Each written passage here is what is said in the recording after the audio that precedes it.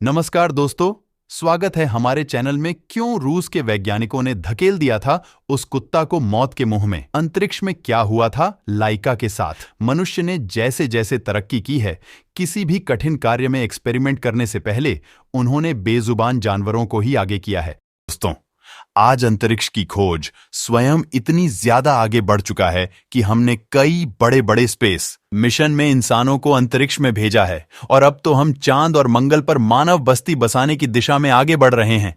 लेकिन क्या आप जानते हैं कि लाइका नाम की फीमेल डॉग ना होती तो शायद हमने से किसी का भी अंतरिक्ष में पहुंच पाना मुश्किल था। जहां लाइका आज दुनिया की एकमात्र जानवर थी जिसने एक लंबी अंतरिक्ष यात्रा के लिए तैयार थी। लेकिन क्या लाइका खुशकिस्मती डॉग थी? और कैसे थे लाइका के जीवन के आखिरी पल, जिसमें वह अपनी दर्दनाक कहानी किसी को सुना नहीं सकती थी? और क्यों लॉन्च के एक दिन पहले इस मिशन के साइंटिस्ट लाइका को अपने घर ले गए थे? जानने के लिए वीडियो को अंत तक जरूर देखें।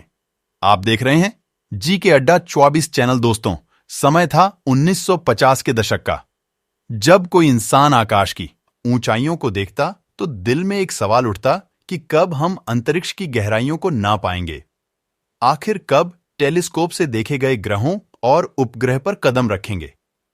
स्पेस के बारे में जानने के इसी ओर में दुनिया भर के कई देश इंसानों को अंतरिक्ष में भेजने के रॉकेट बनाने में लग गए थे, जिसमें अमेरिका और सोवियत यूनियन रूस के बीच तो मानो स्पेस में जाने की जंग ही शुरू हो चुकी थी, क्योंकि उन्हें लगता था कि जो अंतरिक्ष पर विजय पालेगा वह दुनिया का सबसे ताकतवर देश बन जाएगा। मगर इंसानों को धरती के वातावरण से बाहर भेजना वैज्ञानिकों के लिए काफी चुनौती भरा काम था, क्योंकि हमें अंतरिक्ष के बारे में ज्यादा कुछ पता नहीं था। इसलिए हमेशा की तरह इंसानों ने अपनी जरूरत को पूरा करने के लिए बेजुबान जानवरों का सहारा लेने का फैसला किया। और स्पेस मिशन में इंसान जीवित रह पाएगा या नहीं, यह जानने के लिए वैज्ञानिकों ने अलग अलग प्रजातियों के जानवरों को स्पेस में भेजने का निर्णय लिया।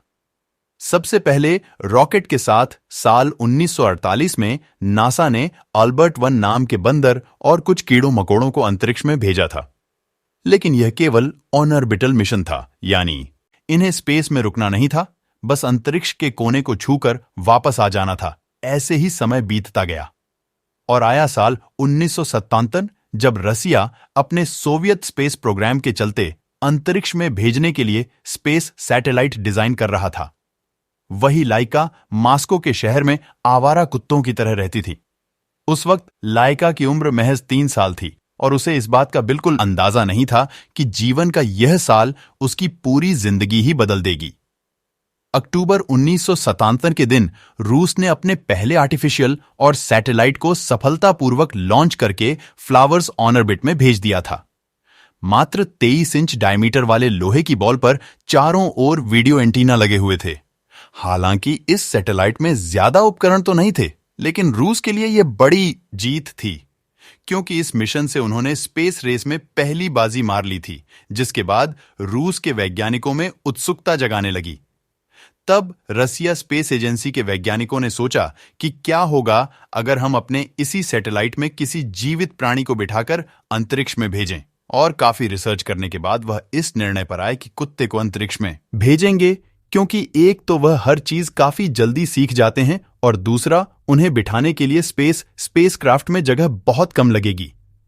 तो जब वैज्ञानिकों ने यह बात प्रशासन के सामने रखी, तभी रूस के प्रशासन ने इसके लिए हां कर दी।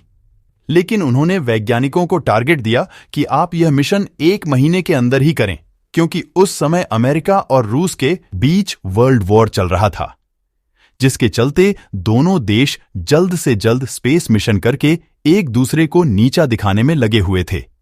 अब सरकार की बात सुनकर रूस के वैज्ञानिकों ने हड़बड़ी में आकर सिर्फ 4 हफ्तों में स्पेसक्राफ्ट डिजाइन किया, जिसका जुर्माना आगे चलकर लाइका भुगतने वाली थी। रसिया ने अपने स्पेसक्राफ्ट का नाम स्पुतनिक 2 रखा था, जिसे खास तौर पर एक कुत्ते के लिए डिजाइन किया गया था। अंतरिक्ष यान में एक लाइफ सपोर्ट सिस्टम लगा हुआ था, जिसमें कार्बन डाइऑक्साइड गैस और ऑक्सीजन जनरेटर और कुत्ते के शरीर को ठंडा रखने के लिए एक फैन रखा हुआ था।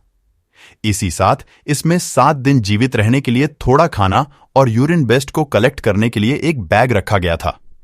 इस स्पेसक्राफ्ट का केबिन स्पेस इतना काम था कि इसमें घूमना फिरना तो छोड़ो, बल्कि हिलने डुलने के लिए भी जगह नहीं थी। यानी इसमें बैठने वाले डॉग को लंबे समय तक एक ही जगह पर स्पेसक्राफ्ट में बैठना था और अपनी मौत का इंतजार करना था, क्योंकि उस वक्त सोवियत यूनियन के पास भी स्पेसक्राफ्ट को अंतरिक्ष में भेजने की तकनीक थी, लेकिन वापस लाने की तकनीक की खोज होना अभी बाकी थी। इसलिए हम इसे सुसाइड मिशन भी कह सकते हैं, जहां एक तरफ वैज्ञानिक स्पेसक्राफ्ट को रेडी कर रहे थे, वहीं दूसरी तरफ कुछ वैज्ञानिक इस मिशन के लिए सही डॉग चुन रहे थे। और इस मिशन के लिए उन्होंने एक फीमेल डॉग को चुनने का फैसला किया, क्योंकि बचपन से ही इन्हें मुश्किल परिस्थितियों में रहने की आदत होती है।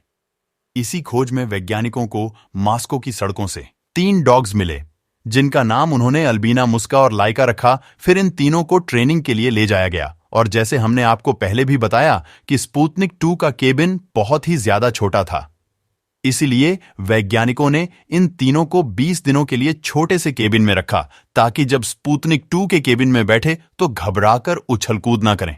फिर उन्होंने इन तीनों डॉग को एक डिवाइस में बिठाकर रॉकेट लॉन्च किया। मिशन के दौरान उनका क्या हाल होता है? उन्होंने इन तीनों डॉग को एक ऐसी मशीन में बैठाया जो स्पेसक्राफ्ट जैसे आवाज करती थी। इस दौरान उनके ब्लड प्रेशर को भी मॉनिटर किया जाता था। और ट्रेनिंग के अंत में वैज्ञानिकों ने इन तीनों डॉग्स में से लाइका नाम की फीमेल डॉग को स्पुतनिक 2 में बिठाकर अंतरिक्ष में भेजने का निर्णय लिया। अब स्पेसक्राफ्ट भी रेडी था और लाइका भी अपने मिशन पर जाने के लिए तैयार थी।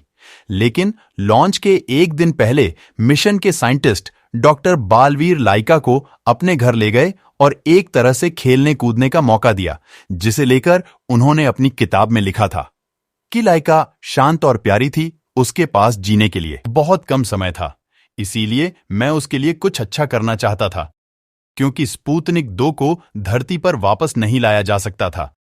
और दोस्तों, वैज्ञानिक यह जानते थे कि कुछ दिनों में अंतरिक्ष में उसकी मौत हो जाएगी, इसलिए उसके खुराक में धीमा जहर मिलाया गया था, ताकि वह बिना किसी तकलीफ के अपनी जान दे सके। अब मिशन का मुख्य लक्ष्य यह था कि अंतरिक्ष में मरने से पहले लाइका के शरीर का डाटा इकट्ठा किया जा सके। इसके लिए ऑपरेशन के जरिए उसके शरीर में धड़कन और ब्लड प्रेशर मापने वाले सेंसर लगाए गए और स्पुतनिक 2 लॉन्च के लिए बिल्कुल तैयार था। 3 नवंबर 1957 के दिन लाइका के शरीर पर पट्टी बांधकर उसे स्पुतनिक 2 चैम्बर में बिठाया गया, ताकि वह ज्यादा हलचल न कर सके। लाइका के स्पेस क्राफ्ट को बंद करने के पहले एक टेक्नीशियन ने उसके नाक पर चुनकर अलविदा कहा।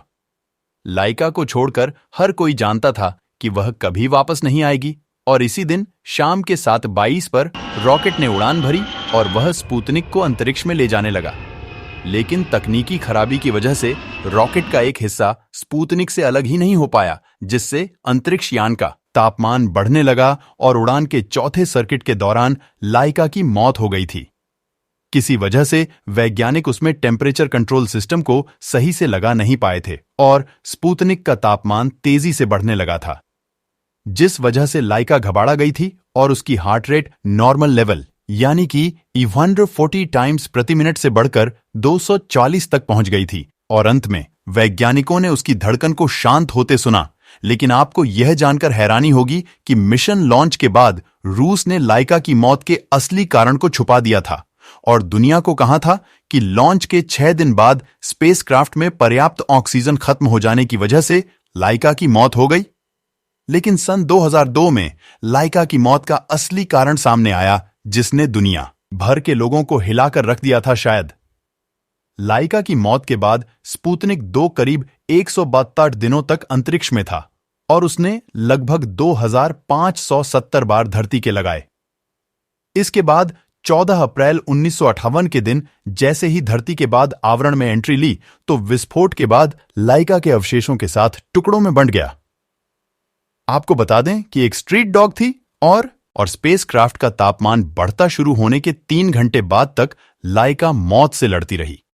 लेकिन आखिर में परिस्थितियों के सामने उसकी हार हो गई। लेकिन अपने इस मिशन से लेकर वह जीवित जीव बनी जिसमें अंतरिक्ष में कदम रखा था, और उसकी वजह से आज हमारा अंतरिक्ष में जाना संभव हो पाया है। लेकिन साल 2008 में रसिया की सरकार ने लाइका के सम्मान में एक मूर्ति बनाई थी। तो दोस्तों, क्या आप विज्ञान की तरक्की के लिए बेजुबान जानवरों का बलिदान देना सही है या गलत? अपनी राय कमेंट बॉक्स में जरूर बताएं। चलिए इस वीडियो को यहीं पर खत्म करते हैं। इस वीडियो को एक लाइक जरूर करें और अपने मित्रों तक इस वीडियो को शेयर करें ताकि उन्हें भी जानकारी मिल सके। और अपने भरोसेमंद चैनल जीके अड्डा 24 को सब्सक्राइब जरूर करें और बेल आइकन पर सेलेक्ट करना बिल्कुल ना भूलें। मिलते हैं किसी और इंटरेस्टिंग वीडियो के साथ। वीडियो को अंत तक देखने के लिए धन्यवाद।